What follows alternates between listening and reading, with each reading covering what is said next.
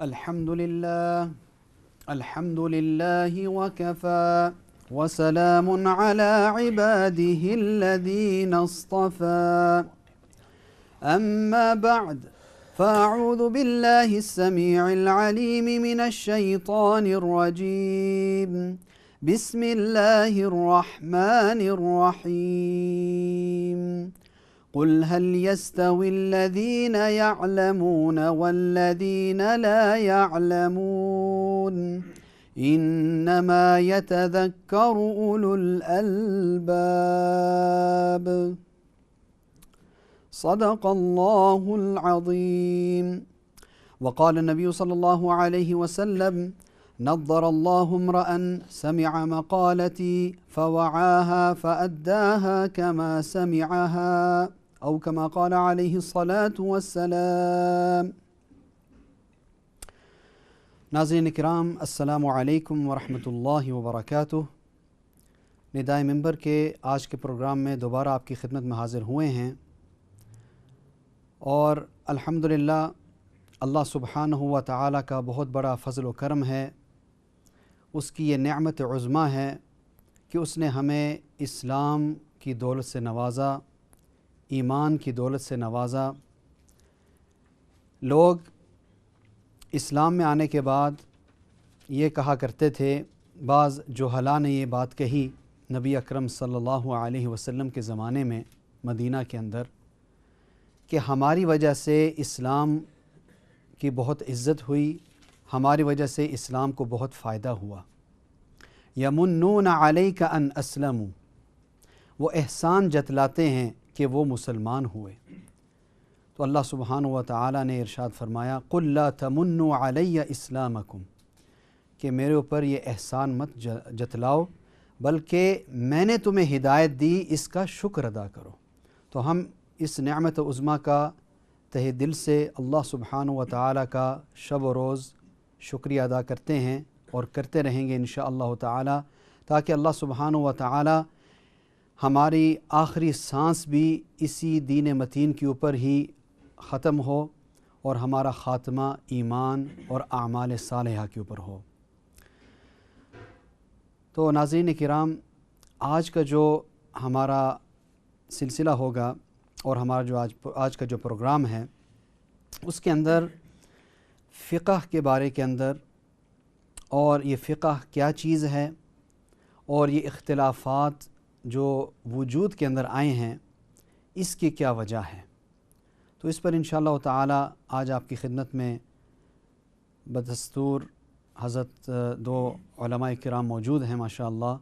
مولانا حیات خان صاحب السلام علیکم. وعلیکم السلام ورحمۃ اللہ وبرکاتہ. اور مولانا عبد الباسط شاہد صاحب السلام علیکم. وعلیکم السلام ورحمۃ اللہ وبرکاتہ. تو انشاءاللہ تعالی اپنے سلسلے کو ہم آگے جاری رکھیں گے، اور آج انشاءاللہ تعالی ایک بہت اہم مضمون ہے جس کو فقہ کہا جاتا ہے، اور اس کا کیا معنی ہیں، اس کا کیا مطلب ہے، اور ہمارے آج اس پروگرام کا کیا مقصد ہے، وہ آپ کے سامنے انشاءاللہ تعالی آتا جائے گا. تو میں مقدمے کے طور پر ایک بات عرض کرنا چاہتا ہوں کہ اللہ کے رسول صلی اللہ علیہ وسلم نے حضرت معاذ بن جبل رضی اللہ تعالیٰ عنہ کو جب یمن کی طرف بھیجا، تو اس کے ساتھ حضرت ابو موسیٰ اشعری رضی اللہ تعالیٰ عنہ بھی ایک اور صحابی ہیں، ان کو بھی اللہ کے رسول صلی اللہ علیہ وسلم نے وہاں پر بھیجا. تو دونوں حضرات کو، ایک روایات میں آتا ہے کہ دونوں حضرات کو یہ بات فرمائی، اور جو مشہور روایت ہے کہ حضرت معاذ بن جبل رضی اللہ تعالیٰ عنہ کو خصوصی طور پر یہ بات اللہ کے رسول صلی اللہ علیہ وسلم نے ارشاد فرمائی تھی. اور اللہ کے رسول صلی اللہ علیہ وسلم نے بطور امتحان کے، بطور آگاہ کرنے کے اور امت کی تعلیم کے لیے یہ بات ارشاد فرمائی، جس سے الحمدللہ اتنے مسائل وجود کے اندر آئے، اتنی آسانیاں الحمدللہ اللہ کے فضل و کرم سے پیدا ہوئیں اس حدیث کی وجہ سے. تو اللہ کے رسول صلی اللہ علیہ وسلم نے حضرت معاذ بن جبل رضی اللہ تعالیٰ عنہ کو یہ ارشاد فرمایا اور یہ پوچھا کہ اے معاذ، جب تم وہاں کے حاکم بنو گے، قاضی بنو گے، لوگوں کو مسئلے مسائل پڑھاؤ گے، اور دین کے بارے میں لوگ آپ کے پاس آئیں گے اور مختلف سوال کریں گے تو ان سوال کا کیسے آپ جواب دیں گے؟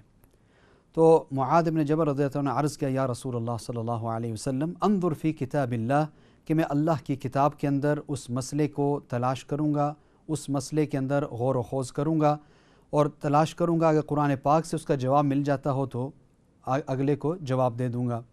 تو اللہ کے رسول صلی اللہ علیہ وسلم نے ارشاد فرمایا فَإِن لَمْ تَجِدْ فِي كِتَابِ اللَّهِ، اگر تو اللہ کی کتاب کے اندر یعنی قرآن پاک کے اندر اس مسئلے کا جواب نہ پائے تو کیا کرے گا؟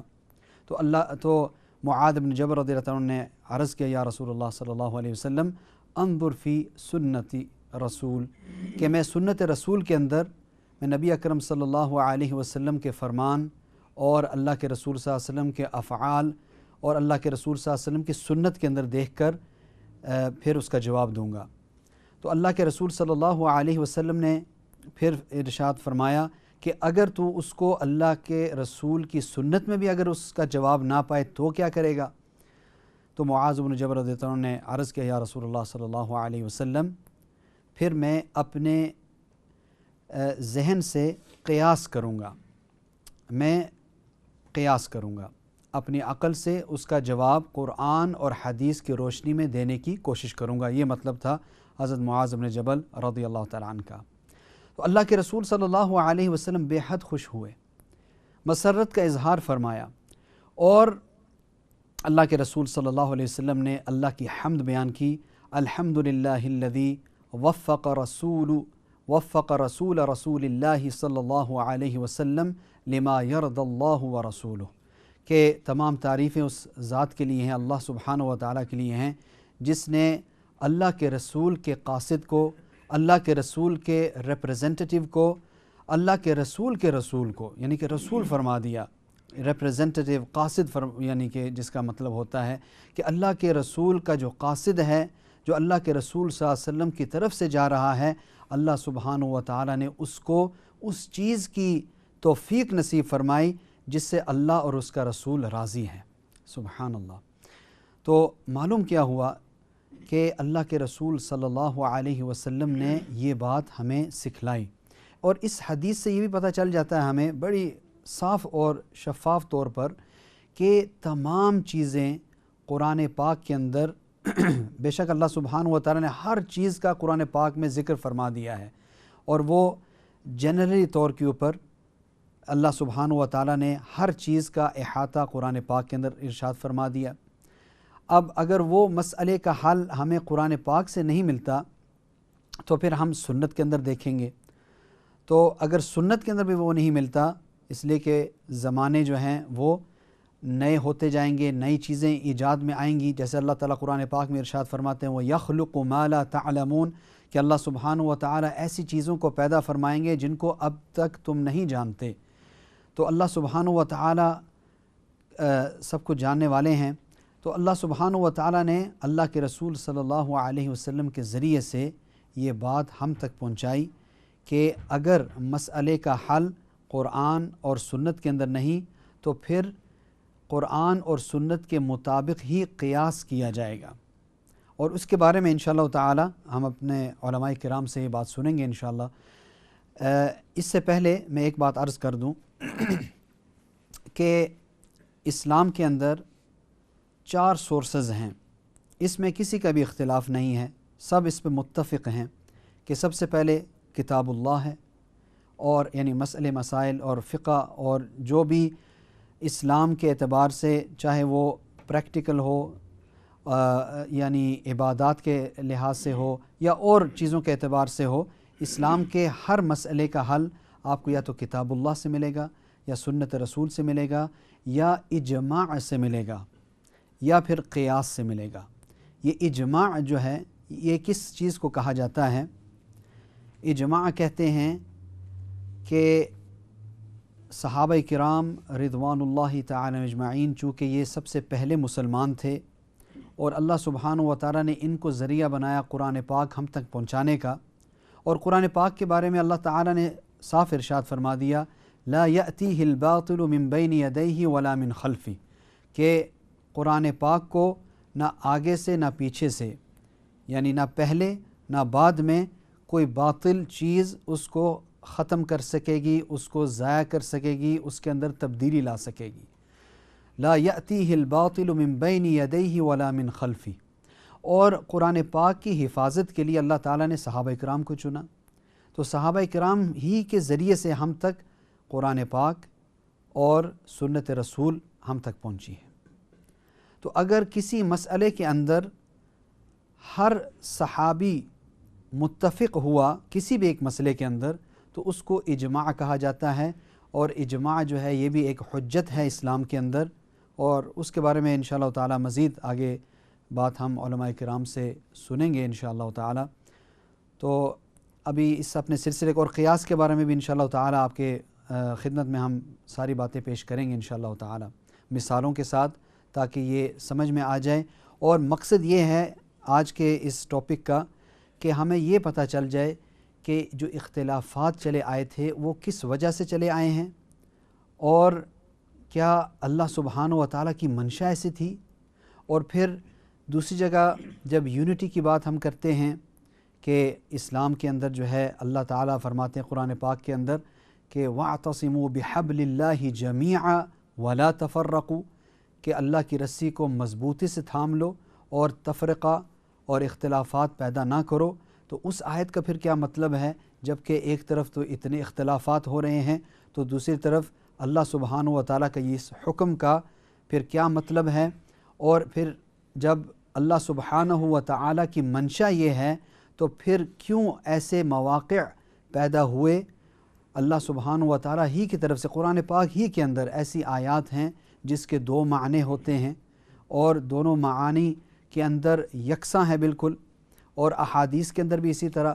تو یہ لگتا ایسے ہے کہ اللہ سبحانہ و تعالیٰ کی منشا ایسی تھی کہ یعنی اختلافات پیدا ہوں، اس لیے کہ یہ بھی ایک امتحان ہے کہ اختلافات کے ہوتے ہوئے ہم کس طرح ایک دوسرے سے محبت کر کے اسلام کے اوپر عمل کرنے والے بن جائیں۔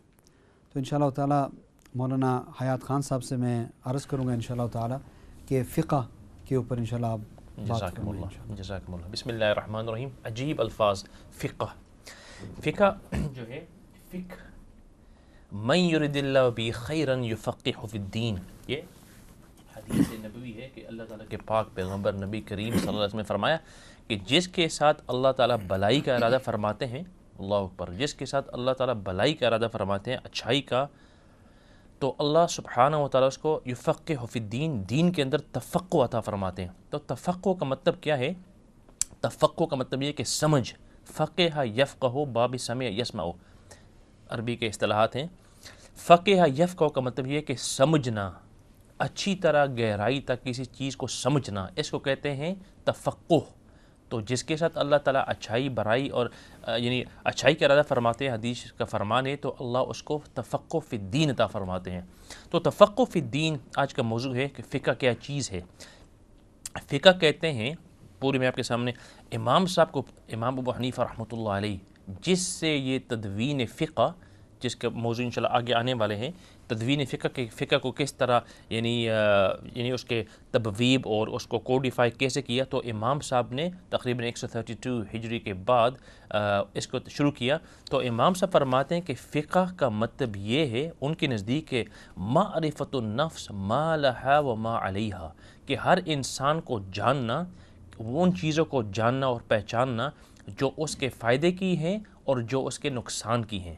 یعنی دین کے وہ چیزیں انسان جب سمجھ میں آ جائے کہ بھائی نماز پڑھنا، زکوٰۃ دینا، حج کرنا، جتنے بھی اللہ کے احکام ہیں، شرعی احکام، ان شرعی احکام کو سمجھنا انسان کے نفس کے لیے فائدہ مند ہے، کیونکہ یہ اللہ کے خوشنودی کے باعث ہو جائیں گے، اللہ تعالیٰ خوش ہو جائیں گے اور اس کے لیے انشاءاللہ جنت کے فیصلے ہو جائیں گے، خوشگوار، سکون، اطمینان، راحت والی زندگی دنیا کے اندر میسر ہوگی، اور آخرت کے اندر انشاءاللہ اس سے مزید نعمتیں کی بارش ہوں گی۔ تو معرفت النفس ما لہا و ما علیہا، ہر نفس کا جاننا، اللہ کے فرائض کو، اللہ کے واجبات کو، منہیات کو، مأمورات کو، سب کو جاننا، اور ان چیزوں کو جاننا جن سے اللہ نے روکا ہے، یہ امام صاحب فرماتے ہیں۔ تو گویا کہ فقہ کی چیز آدمی کے فائدے کی چیز ہے دین کے لحاظ سے۔ اس کی ایک اور یعنی تعبیر دیکھیں، العلم بالاحکام الشرعیۃ العملیۃ من ادلتها التفصیلیہ بالاستدلال. کیا مطلب اس کا؟ عملی شرعی احکام، عملی شرعی احکام، شرعی احکام جتنے بھی ہیں، نماز ہے، زکوٰۃ ہے، حج ہے، جہاد ہے، معاملات ہیں، اخلاق، امنی امان، جتنے بھی اللہ کے احکام ہیں، ان کا علم آپ نے تفصیلی دلیل کے ساتھ کہ بھائی یہ کیسے فرض ہوا ہے، کہاں سے آیا ہے، قرآن شریف سے آیا ہے، حدیث سے آئی ہے، قیاس سے، اجماع، کہاں، یعنی اسلامی جو پرائمری سورسز ہیں وہاں سے کہاں سے آئی ہیں دلیل، ہر چیز کے لیے دلیل. جب انسان کے پاس یہ دلیل آ جاتی ہے کہ بھائی یہ نماز فرض ہے، کہاں سے فرض ہے، کتنے رکعت ہے، وہ کہاں سے ہے، سنیت نماز کی جو اور چیزیں یہ کہاں سے آئی ہے، ان کو اچھی طرح تفصیل کے ساتھ جاننے کا علم کا نام فقہ ہے. ہاں ابھی دیکھیے ہم سنتے ہیں کہ ایک چیز ہے دین، ایک چیز ہے شریعت، اور ایک چیز ہے فقہ. تو یعنی بعض لوگ کہتے ہیں بھائی دین یہ کہتا ہے، بعض لوگ کہتے ہیں شریعت یہ کہتی ہے، بعض لوگ کہتے ہیں فقہ یہ کہتا ہے. تو آئے کوشچن یہ ہے کہ بھئی یہ سب چیز مترادف ہے، ادھر سینونیمس یا الگ الگ چیزیں ہیں.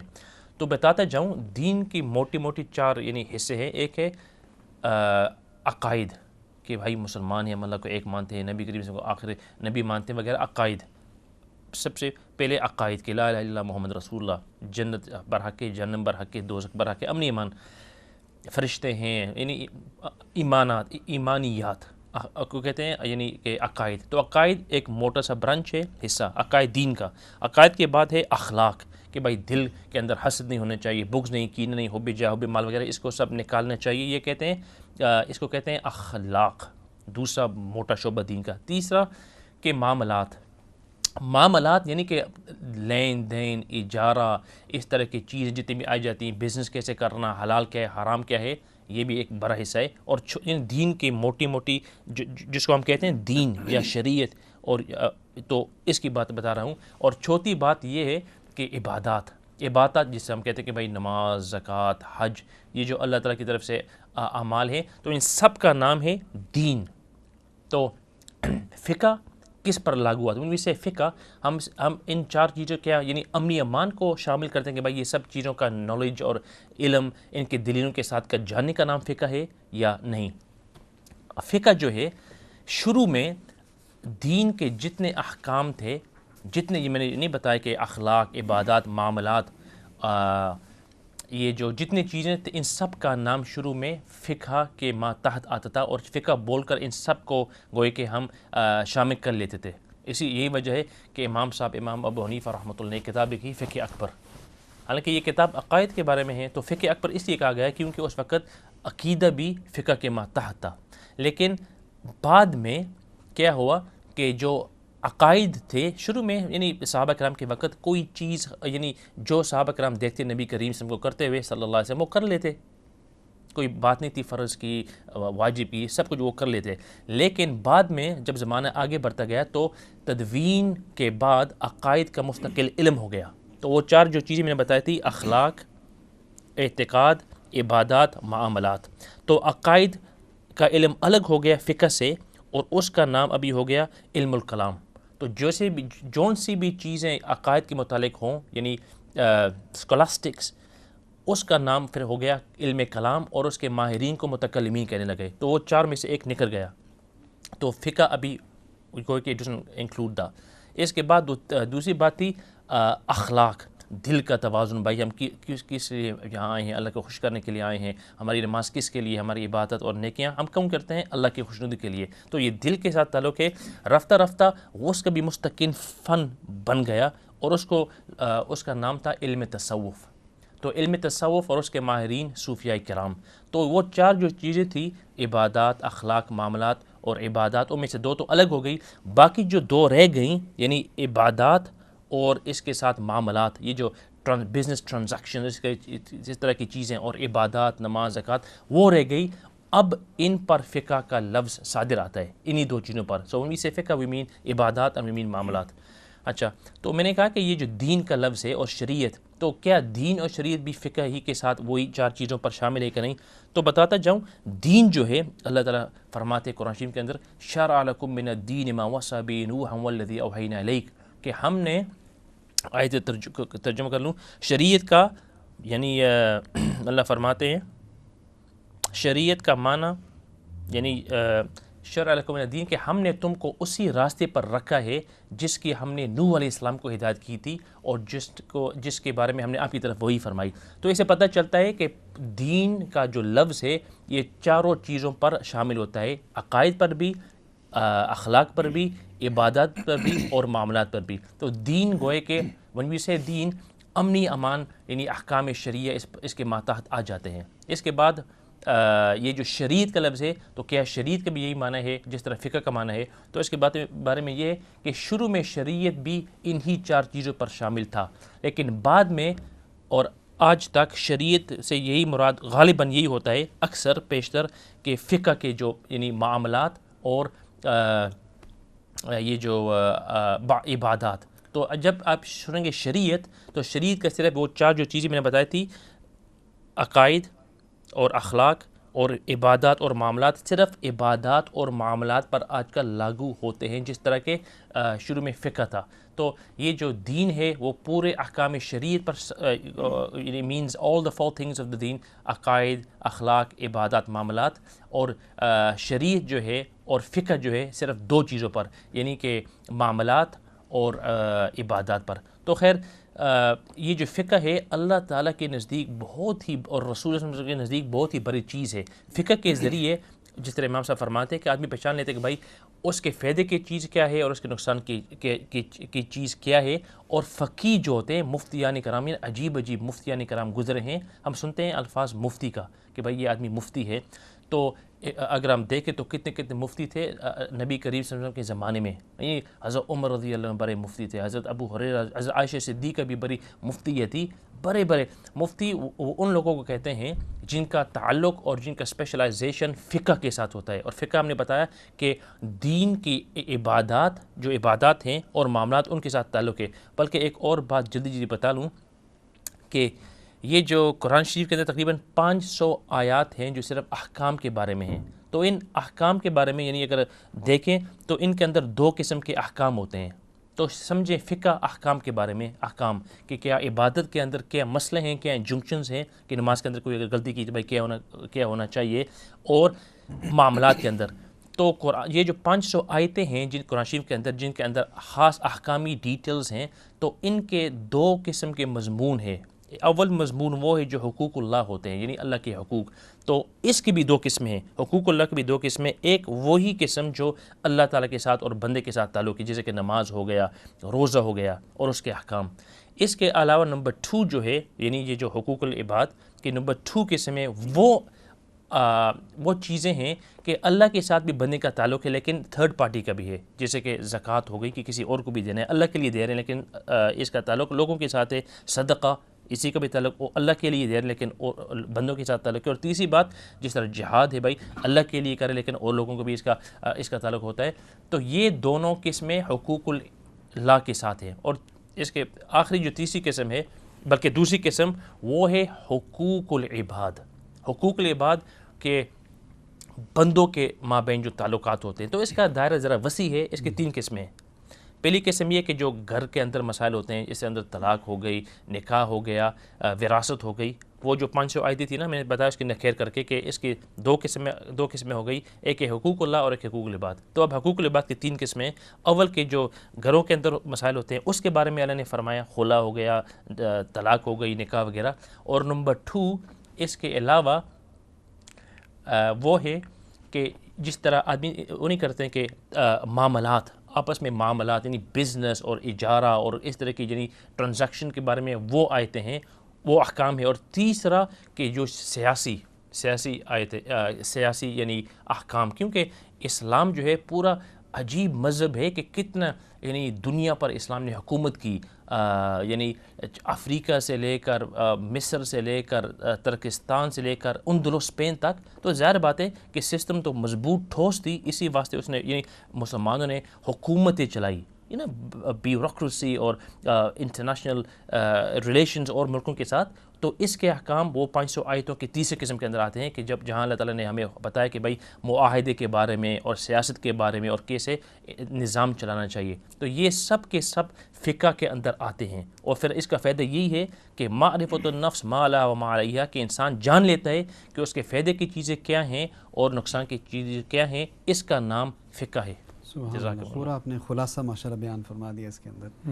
اللہ تعالیٰ آپ کو جزائے خیر عطا فرمائے. تو مولانا اگر آپ اس پر تھوڑا جو بات میں نے شروع کی تھی، جو 4 سورسز ہیں، تو اس پہ بھی اگر مختصر طور پر ضرور. جزاک اللہ. مولانا صاحب فرما رہے تھے کہ یعنی دین کے جو پرائمری سورسز ہوتے ہیں، جب آپ آدمی ڈگری کرتا ہے تو ظاہر بات ڈگری کے لیے جب آپ لکھتے ہیں تو وہ کہتے ہیں کہ پرائمری سورسز لائیں. یہ نہیں کہ بھائی چھوٹی سی کتاب کہیں مل گئی یا انٹرنیٹ سے کوئی لکھ لیا. پرائمری سورسز کے اس فن کے ماہرینوں نے کیا لکھا ہے. تو ہمارے لیے پرائمری سورسز یہ ہیں قرآن شریف ہے. اللہ تعالیٰ کے جو جتنے بھی یہ جو قرآن شریف ایک واحد کتاب ہے، اللہ اکبر، عجیب، جس کے اندر ہر لفظ اللہ کی طرف سے ہے اور جس کو اللہ نے گارنٹی کیا کہ یہ اللہ ہی کے الفاظ ہیں. تو فقہ اور دین کے لیے سب سے پرائمری سورس قرآن شریف ہے. اس کے ساتھ نمبر 2 درجے پر یہ بھی بتاتا جاؤں، نمبر 2 درجے پر نبی کریم صلی اللہ علیہ وسلم کی احادیث شریفہ. تو نبی کریم صلی اللہ علیہ وسلم کے ہر فعل اور ہر کلام اور ہر چیز ہم گویا کہ شریع سمجھتے ہیں.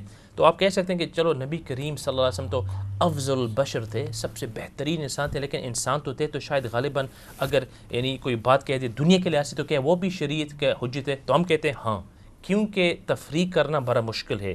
جب تک ہمیں پتہ نہ چل جائے کہ بھائی اس وقت نبی کریم صلی اللہ علیہ وسلم نے دنیا کے بارے میں یہ بات کہی تھی تو ہم کہیں گے بھائی یہ بات بھی حجت ہے. جس طرح وہ مشہور ہے کہ انصار مدینہ شریف کے اندر وہ کھجوروں کے نر مادہ کا جوڑتے اور ان کا پھر وہ فصل اچھا ہوتا. تو ایک مرتبہ نبی کریم صلی اللہ علیہ وسلم نے فرمایا اندازے سے کہ اس طرح نر مادہ کو جوڑنا کیا فائدے کی بات ہوگی، آپ نہ کریں. تو صحابہ کرام نے ایک مرتبہ اس طرح کیا کہ وہ نر مادہ کو داخل نہیں کیا اور یہ جو کھجوریں ہیں کافی خراب اور ان کا جو کراپ کافی کم آیا. تو پھر نبی کریم صلی اللہ علیہ وسلم نے فرمایا کہ انما انا بشر، میں تو انسان ہوں اور آپ خود ہی دنیا کے امور بہتر جانتے ہو. تو وہ تو ہمیں معلوم ہے کہ نبی کریم صلی اللہ علیہ وسلم نے یہ دنیا کے اعتبار سے فرمائی، تو وہ دلیل نہیں ہے. باقی جو کچھ بھی نبی کریم صلی اللہ علیہ وسلم فرماتے ہیں اور کرتے ہیں یا کرواتے ہیں یا جب کوئی کرتا ہے وہ خاموش رہتے ہیں، یہ سب ہمارے لیے حجت ہے. تو یہ سیکنڈ سورس ہو گیا دین کے لیے اور استنباط. اور تیسری بات یہ ہے جس کو ہم کہتے ہیں کہ قیاس. تو جس طرح مولانا صاحب فرمائیں گے انشاءاللہ، قیاس کا مطلب یہ ہے کہ کوئی یعنی پریسیڈنٹ، جس طرح آج کل قانون کے اندر ہوتا ہے کہ بھائی اور چوتھی بات یہ کہ اجماع ہے، یعنی کہ جس وقت صحابہ کرام نے یا امت میں سے جس لوگوں نے بھی، جنہیں ہم 3 بیٹے ہیں اور ہمارے ساتھ جو علماء ہیں، اگر کسی بات پر متفق ہو گئے تو وہ بھی حجت ہے اسلام کے اندر. یہ نہیں کہ صرف صحابہ کرام کے ساتھ بلکہ یہاں اور یعنی اگر مسلمانوں کے علماء اکٹھے ہوں کسی بات پر تو وہ دین کے اندر حجت ہے اور یہ کسی اور دین کے نہیں ہے. اس کی وجہ یہ ہے کہ نبی کریم صلی اللہ علیہ وسلم نے فرمایا تھا کہ لا یجمع امتی علی الضلال او کما قال نبی صلی اللہ علیہ وسلم، کہ میری امت کبھی بھی ان کا اکثریت گمراہی پر اکٹھی نہیں ہوگی. تو اگر مسلمان کے علماء ایک بات پر متفق ہو گئے تو یہ بھی کوئی اللہ کی طرف سے ایک دلیل ہے کہ یہ سچ ہے. جزاکم اللہ. ٹھیک ہے. اور قیاس کے اوپر بھی قیاس. تو قیاس کا مطلب یہ کہ یعنی ایک انالوجی. تو مثال کے طور پر قرآن شریف پر کوئی مسئلہ پیش آیا، قرآن شریف کے اندر کوئی اس کے بارے میں کچھ نہیں ہے اور احادیث کے اندر بھی کچھ نہیں ہے، تو اب کیا کریں گے؟ تو جس طرح مولانا صاحب نے فرمایا تھا کہ حضرت نبی کریم صلی اللہ علیہ وسلم نے حضرت معاذ کو فرمایا تھا کہ معاذ اگر حدیث کے اندر وہ نہ ملے اور قرآن شریف کے اندر نہ ملے آپ پھر کیا کریں گے؟ تو حضرت معاذ نے فرمایا کہ یا رسول اللہ میں کوشش کروں گا اپنے رائے کے ساتھ. کیا مطلب اس کا؟ کہ میں دیکھوں گا قرآن شریف کے اندر اور احادیث شریف کے اندر کہ کوئی اس طرح واقعہ پیش آیا ہے. اگر وہ واقعہ نہیں پیش آیا لیکن اسے کوئی قریب تر واقعہ پیش آیا ہو تو اس پر میں قیاس کروں گا کہ بھائی یہ چیز اس کی وجہ حلال ہونے کی یہ تھی تو یہ مسئلہ بھی اسی کی طرح ہے، تو اس پر میں قیاس کروں گا. اور حضرت عمر فاروق نے بھی اسی قیاس کو حضرت ابو موسیٰ اشعری رضی کو فرمایا تھا کہ ابو موسیٰ جب آپ جائیں گے نا شاید یمن کے اندر تو آپ یہ جو مسائل ہیں ان کی مثالیں اچھی طرح سمجھیں، خصوصاً جس وقت آپ کے سامنے کوئی مسئلہ پیش آئے اور قرآن شریف کے اندر بھی اس کے کوئی یعنی بات نہیں ہے، حدیث کے اندر بھی نہیں ہے، تو آپ اس کے قریب تر مثالیں سمجھیں، پھر اس مثال پر آپ اپنے اس کیس کو قیاس کریں. اگر قریب ہے تو اگر آپ کے دل کے اندر یہ بات ہے کہ بھائی یہی بات ٹھیک ہے تو آپ اس کو فیصلہ کر لیں اور یہ فیصلہ گوئے کہ جوڈیشری کے اعتبار سے پورا لازم ہو جائے گا. اور اس کے اندر اجتہاد کے اندر غلطی بھی ہو سکتی ہے، لیکن عجیب ہے دین ہمارا کہ اگر مجتہد کہتے ہیں وہ آدمی جو بالکل ماہر ماہر ہیں دین کے اندر، کتنے علوم پڑھنے پڑتے ہیں، اور آج کل تو خیر مجتہد ہے ہی نہیں، تو اگر اس نے یہ علم پڑھنے کے بعد یہ فیصلہ کر دیے تو غلطی بھی اگر ہوئی تو تب بھی اس کا ثواب ہے، اور اگر ٹھیک ہے تو ماشاءاللہ ڈبل ثواب ہے۔ بالکل، تو اس کا ماشاءاللہ تھوڑا خلاصہ بھی کر لیتے ہیں اور کچھ مثالوں سے بھی ساتھی مطلب ناظرین جو ہے وہ سمجھ جائیں گے انشاءاللہ تعالیٰ، اس لیے کہ مثال سے الحمدللہ بات جو ہے وہ بہت آسانی سے آدمی سمجھ جاتا ہے۔ تو جیسے مولانا نے ماشاءاللہ ارشاد فرمایا کہ 4 سورسز ہیں جس کو جو قرآن اور سنت سے ثابت ہیں، یہ ساری چیزیں قرآن و سنت سے ہی ثابت ہیں، کہ سب سے پہلے اور اللہ کے رسول صلی اللہ علیہ وسلم نے حضرت معاذ ابن جبل رضی اللہ عنہ کو یہ بات فرمائی تھی۔ اللہ کے رسول نے یہ عام خطبے کے اندر یہ بات نہیں فرمائی، تو معلوم کیا ہوا کہ یہ بات صرف وہ لوگ کر سکتے ہیں جن کو اللہ تعالیٰ نے علم بخشا، جو علماء ہیں، جو فقیہ ہیں، جن کو اللہ سبحانہ و تعالیٰ نے قرآن پاک کے اندر ارشاد فرمایا قُلْ هَلْ يَسْتَوِي الَّذِينَ يَعْلَمُونَ وَالَّذِينَ لَا يَعْلَمُونَ، کہ جو لوگ علم والے ہیں اور جو لوگ علم والے نہیں ہیں وہ کیسے برابر ہو سکتے ہیں۔ تو اللہ تعالیٰ قرآن پاک میں ارشاد فرماتے ہیں، تو علم والے جن کے پاس علوم دینیہ ہیں اور ماشاءاللہ سارے فنون کے اوپر انہوں نے مہارت حاصل کی ہے، اس کے اندر کافی یعنی علوم اور فنون آ جاتے ہیں، تقریباً 16 علوم سے زائد کا ماشاءاللہ لکھا ہوا ہے، تو وہ حضرات پھر استنباط کرتے ہیں، مسئلے مسائل جو ہیں وہ نکالتے ہیں آسانی کے لیے، تاکہ جن لوگوں کے پاس علم کم ہے وہ لوگ ان چیزوں کو سمجھ لیں۔ بہت سارے مسائل ایسے ہیں بالکل صاف شفاف ہیں، کسی عالم سے پوچھنے کی ضرورت نہیں، کسی سے پوچھنے کی ضرورت نہیں، جیسے 5 وقتہ نماز یہ صراحتاً جو ہے موجود ہے کہ 5 وقت کی نمازیں فرض ہیں، ان کی کتنی رکعات ہیں اور کون سے رکعت میں کیا پڑھنا ہے، یہ بہت سارے اکثر علوم جو ہیں وہ ایسے ہیں کہ بالکل اتنے آسانی سے آدمی اس کو حاصل کر سکتا ہے اور سمجھ سکتا ہے، لیکن کچھ پھر باتیں ایسی ہیں جس کو اللہ تعالیٰ نے قرآن پاک میں بھی ارشاد فرمایا کہ آدمی کو علماء کرام کے پاس فَاسْأَلُوا أَهْلَ الذِّكْرِ إِن كُنتُمْ لَا تَعْلَمُونَ، کہ تم اہل ذکر سے پوچھو، یعنی علماء سے پوچھو اگر تمہیں ان باتوں کا جواب نہیں آتا۔ تو سب سے پہلے مسئلہ ایک عالم، ایک فقیہ جو ہے وہ قرآن کے اندر نہیں تو سنت رسول سے، سنت رسول سے نہیں تو پھر اجماع الصحابہ۔ مولانا نے ماشاءاللہ بہت اچھے انداز سے اس کو فرمایا کہ اجماع جو ہے یعنی کہ سب سے پہلے تو اجماع الصحابہ ہے، کہ وہ سب سے بعض علماء نے تو صرف صحابہ کے اجماع کو ہی حجت جانا ہے، لیکن چونکہ احادیث ہیں جو کہ اللہ کے رسول صلی اللہ علیہ وسلم نے ارشاد فرمایا، جو آپ ماشاءاللہ جمعے کے خطبے میں سنتے رہتے ہیں کہ خیر القرون قرنی ثم الذین یلونہم ثم الذین یلونہم، کہ سب سے بہترین زمانہ میرا ہے، یعنی میرا قرن ہے، قرن کہتے ہیں 100 سال کو، تو میرا جو 100 سال ہے وہ بہتر، پھر اس کے بعد والا، پھر اس کے بعد والا۔ تو یہ جو 300 سال تک کا جو زمانہ ہے جو صحابہ، تابعین و تبع تابعین کا ہے، اگر کسی مسئلے کے اوپر تمام متفق ہو جاتے ہیں، کسی کا بھی اختلاف نہیں ہوتا، تو وہ باقی امت کے لیے حجت بن جاتا ہے۔ میں اس کی ایک مثال کچھ دوں گا انشاءاللہ تعالی، جیسے کہ اللہ کے رسول صلی اللہ علیہ وسلم نے ارشاد فرمایا، جس کا مفہوم کچھ ایسا ہے کہ جب انسان فوت ہو جائے تو اس کو دفنانے میں جلدی کرو، اس میں دیری مت کرو۔ اگر صبح کو انتقال ہوا ہے تو کوشش کرو کہ دوپہر تک ہی جو ہے اس کو سپرد خاک کر کے، جنازے کی نماز پڑھ کے جو ہے اس کو سپرد خاک کر دو۔ تو میت کی تدفین کے اندر تاخیر جائز نہیں۔ اللہ کے رسول صلی اللہ علیہ وسلم کا انتقال ہوا، اللہ کے رسول صلی اللہ علیہ وسلم کا جسد اطہر ابھی سپرد خاک نہیں کیا گیا، اور بلکہ اس کے اندر تاخیر کی صحابہ کرام نے، تمام صحابہ نے اس میں تاخیر کی کہ پہلے خلافت کا مسئلہ حل ہو جائے، پہلے خلیفہ اپوائنٹ ہو جائیں، اس کے بعد پھر تدفین کی جائے۔ کسی بھی صحابی نے اس کی نکیر نہیں کی، اس کا انکار نہیں کیا، اس کو مطلب یہ نہیں کہا کہ بھئی یہ بات جو ہے وہ غلط کی۔ تو تمام صحابہ کا سکوت اور تمام صحابہ کا اس طرح کا عمل یہ پوری امت کے لیے پھر حجت بن جاتا ہے. یہ ایک مثال ہو گئی. اور دوسری ایک اور مثال، حضرت عمر رضی اللہ تعالیٰ عنہ کو جب برچھا مارا گیا اور مرض الوفات کے اندر انہوں نے 6 حضرات کو اپوائنٹ کیا، جس میں حضرت علی رضی اللہ تعالیٰ عنہ، حضرت عثمان غنی رضی اللہ تعالیٰ عنہ اور دیگر اور عشرہ مبشرہ میں سے 6 حضرات کو اپوائنٹ کیا کہ آپ چنیں گے اگلا خلیفہ. تو کسی بھی صحابی نے اس کے اوپر نکیر نہیں فرمائی کہ ان 6 حضرات کو کیوں آپ نے کہا، یا ان 6 حضرات میں سے نہیں، کسی نے کچھ بھی نہیں کہا. تو یہ بھی اجماع الصحابہ ہو گیا. تو اجماع سے ہی پھر یعنی اگلے خلیفہ بھی ماشاءاللہ طے ہوئے. تو یہ کچھ مثال ہیں اجماع کی، اور مسئلے مسائل کے اندر بھی کافی مسائل جو ہے ہمیں صحابہ کرام سے ملتے ہیں. اور اخیر بات جو تھی جو مولانا نے فرمائی قیاس کی، قیاس انالوجی جس کو انگلش کے اندر کہتے ہیں، کہ ایک حکم جو کہ اصل حکم ہے جو قرآن کے اندر ہے، یہ سنت کے اندر ہے، اور پھر ایک نیو میٹر، ایک نیا مسئلہ جو ابھی درپیش آیا ہے، اگر علت کے اندر، وجہ کے اندر دونوں یکساں ہیں تو پھر اس کے اوپر اس کو وہی حکم ملتا ہے جو اصل حکم کا حکم ہے. مثال کے طور پر آج کل نعوذ باللہ، اللہ ہماری حفاظت فرمائے، ہماری نسلوں کی حفاظت فرمائے، ڈرگز ہیں. اور قرآن میں بھی اور حدیث میں بھی صراحتاً ڈرگز کے بارے میں کچھ موجود نہیں.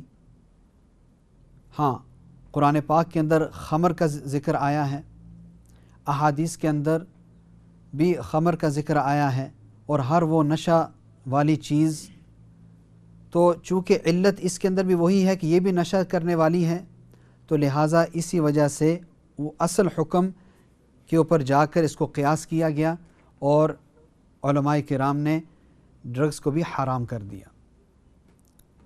تو اسی طرح بہت ساری باتیں جو کہ نئے زمانے کے اندر پیدا ہوتی رہیں گی اور ہو رہی ہیں، اس پر قیاس کیا گیا ہے. علماء کرام قیاس کرتے ہیں، اور بلکہ اللہ کے رسول صلی اللہ علیہ وسلم نے بھی احادیث کے اندر قیاس کو سکھلایا.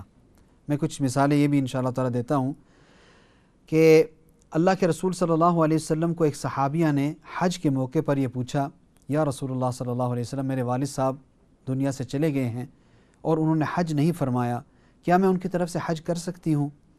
تو اللہ کے رسول صلی اللہ علیہ وسلم نے جواب دے دیتے کہ ہاں کر سکتی ہو، لیکن جواب نہیں دیا. اللہ کے رسول صلی اللہ علیہ وسلم نے اس طرح جواب دیا کہ اگر تیرے والد کے اوپر کوئی قرض ہوتا، کوئی دین ہوتا، کسی کا پیسہ لٹانا ہوتا، تو اگر تو لٹا دیتی تو وہ کافی ہوتا یا نہیں؟ تو یہ کہا گیا، اس نے یہ کہا کہ ہاں کافی ہوتا. تو اللہ کے رسول صلی اللہ علیہ وسلم نے فرمایا تو یہ تو اللہ کا قرض ہے، یہ تو اللہ کا دین ہے، تو اس کو ادا کرنے سے کیوں نہیں ادا ہوگا؟ تو یہ قیاس سکھلا دیا اللہ کے رسول صلی اللہ علیہ وسلم نے. اور اسی طرح حضرت عمر رضی اللہ عنہ ایک مرتبہ اللہ کے رسول صلی اللہ علیہ وسلم کے پاس آئے اور فرمایا کہ بوسہ دینے سے، اپنے بیوی کو بوسہ دینے سے کیا روزہ ٹوٹ جاتا ہے؟ تو اس کا جواب بھی اللہ کے رسول صلی اللہ علیہ وسلم دے سکتے تھے صراحتاً، لیکن اللہ کے رسول صلی اللہ علیہ وسلم نے اس کا جواب اس طرح دیا کہ اے عمر، اگر ایک آدمی روزے دار ہو اور وہ مضمضہ کرے، یعنی کہ وہ پانی جو ہے منہ کے اندر ڈالے اور پھر اس کو تھوک دے، یعنی جس طرح وضو کے اندر کلی کی جاتی ہے، یعنی کہ کلی کرتا ہے اور پانی کو منہ سے نکال دیتا ہے، تھوک دیتا ہے، کیا اس کا روزہ ٹوٹ جائے گا؟ تو حضرت عمر رضی اللہ عنہ نے فرمایا، عرض کیا یا رسول اللہ، نہیں ٹوٹے گا. تو پھر اللہ کے رسول نے فرمایا اسی طرح اس کا روزہ بوسہ دینے سے نہیں ٹوٹے گا. تو یہ کچھ مثالیں ہیں قیاس کی جو کہ اللہ کے رسول صلی اللہ علیہ وسلم نے صحابہ کرام کو سکھلائیں. تو جیسے میں عرض کر رہا تھا کہ یہ تمام جو سورسز ہیں، ان کے وجہ سے اب اللہ کے رسول صلی اللہ علیہ وسلم کے زمانے ہی کے اندر، اللہ کے رسول صلی اللہ علیہ وسلم کے زمانے ہی کے اندر چونکہ صحابہ کرام اللہ کے رسول صلی اللہ علیہ وسلم کے ساتھ رہتے تھے اور اللہ کے رسول صلی اللہ علیہ وسلم سے باتیں سنتے تھے اور سیکھتے تھے، اور پھر بعضوں کی ڈیوٹی لگ جاتی یہاں جانے کی، دین پھیلانے کی، پھر واپس آتے، کچھ واپس بھی نہیں آتے. تو جو چیزیں انہوں نے سیکھی ہوتی وہ اپنے ساتھ لے جاتے، پیچھے کچھ احکامات کے اندر تبدیلی بھی آتی، کچھ احکام اللہ کی طرف سے منسوخ ہو جاتے، نئے احکام آتے، کوئی بہت زیادہ اس طرح نہیں ہوا لیکن پھر بھی چند مسائل کے اندر اس طرح ہوا۔ تو اللہ کے رسول صلی اللہ علیہ وسلم کے صحابہ کرام کے اندر ہی اختلاف، اللہ کے رسول صلی اللہ علیہ وسلم کے زمانے کے اندر اللہ کے رسول صلی اللہ علیہ وسلم نے جماعت کو بھیجا کہ جاؤ بنو قریظہ میں جا کر عصر کی نماز پڑھنا۔